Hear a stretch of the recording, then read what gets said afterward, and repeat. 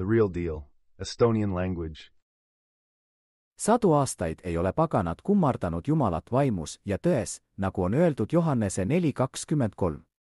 Selles öeldakse, aga tund tuleb ja on käes, mil tõelised kummardajad kummardavad Isa vaimus ja tões, sest Isa otsib selliseid, kes teda kummardaksid. Tõelised kummardajad on tõelised kristlased ja te peate mõistma, et te pole praegu kumbagi, kuid loodetavasti olete seda tulevikus. Tragöödia juhtus pagankristlaste ja pühadega, kes olid vaimulikult õiged usklikud. Nad tapsid teised usklikud, kes olid füüsiliselt õiged. Kõik nimetasid end sadu aastaid tagasi kristlasteks, nagu nad kutsuvad end praegugi. Tõelised kristlased on ainsad, kes suudavad teile Uue Testamendi kohta tõde anda, sest neis on tõevaim. Jumalal on kord, Jumal Jeesusele ja Jeesus jüngritele. Tõde ja mõistatus ilmutati jüngritele. Markuse 4:11-12 ja ta ütles neile, teile on antud teada Jumala kuningriigi saladust, aga neile, kes on väljaspool, tuleb kõik tähendamissõnadena 12, et nad näeksid ja ei tajuks ja kuuldes kuuleksid, aga ei mõistaks. Luuka 8:9-10, mida see tähendab, öeldes, tema jüngrid. 1:0 ja ta ütles, teile on antud tunda Jumala kuningriigi saladusi, aga ülejäänutele on see antud tähendamissõnadena, et nad nähes ei näeks ja kuuldes ei mõistaks. Apostlite tegudes 11:26 nimetati jüngreid esmakordselt kristlasteks. Kristlased läbivad pühitsusprotsessi ja saavad pühakuteks. Niisiis, kristlased ja pühad õpetavad usklikke, neid, kes ei ole püha vaimuga ristitud tõe vaimu avaldumisega. Usklikud peavad kuulma tõde tõelistelt kristlastelt või pühadelt. Roomlastele 8:8, niisiis ei saa need, kes on lihas, olla Jumalale meelepärased. 1. Korintlastele 15:44, külvatakse loomulik ihu, tõstetakse üles vaimne ihu. On loomulik ihu ja on vaimne ihu. Efeslastele 1:13, tema peale lootsite ka teie, kui olete kuulnud tõesõna, oma pääste evangeeliumi, kellesse uskudes olete kapitseeritud tõotuse püha vaimuga. Tõe õpetamiseks peab sul olema tõevaim. Ainult tõelistes kristlastes ja pühades on tõevaim. Johannese 16:13, ent kui tema, tõevaim, tuleb, juhatab ta teid kogu tõe juurde, sest ta ei räägi oma meelevallas, vaid mida ta kuuleb, ta räägib ja ta räägib sulle tulevastest asjadest.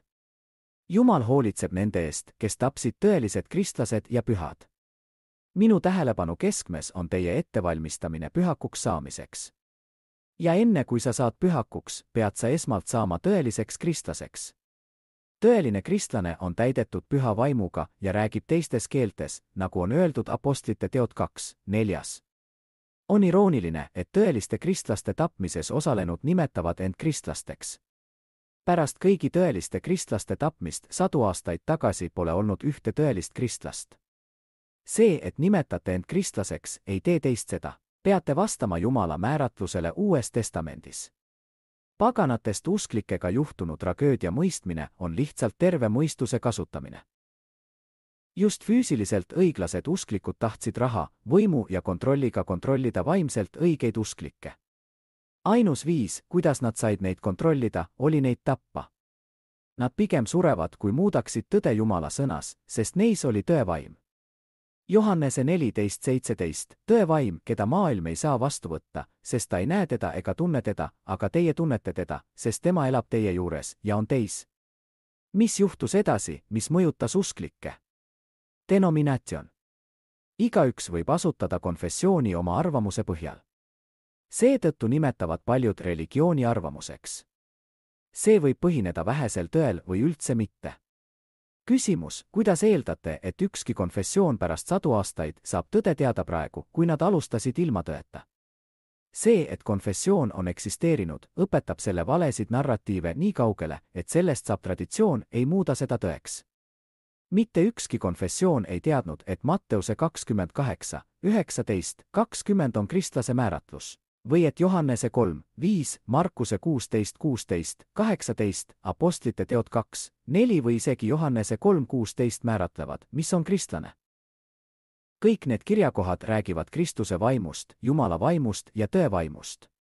Nii arukaks, kui inimene end arvab, ei ole ta suutnud mõista Jumala sõnas sisalduvat vaimset tõde.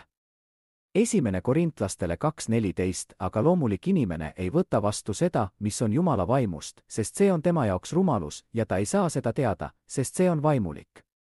Koguduse ees seisev pastor või juht, kes nimetab end kristlaseks ja kogudust kristlasteks, ei tunne Uut Testamenti ja tal pole aimugi, milles seisneb Jumala riik.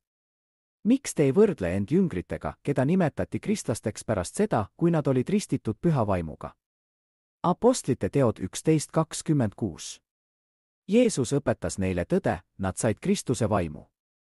Johannese 20:22, nad said Jumala vaimu ja tõe vaimu, kui nad ristiti püha vaimuga. Apostlite teod 2:4 ja sa pead rääkima keeltega. Markuse 16:17. Apostlite teod 2:4 öeldakse, ja nad kõik said täis püha vaimu ja hakkasid rääkima teisi keeli, nagu vaim andis neile rääkida. Sul on vaja Kristuse vaimu, Jumala vaimu ja tõe vaimu, et olla täitud püha vaimuga. Neile teist, kes räägite keeltega, tuleb nüüd õpetada tõde, enne kui saate tõe vaimu vastu võtta. Usklik, arvates, et nad on kristlased, ütles, et nad on selles konfessioonis sündinud ja surevad selles konfessioonis.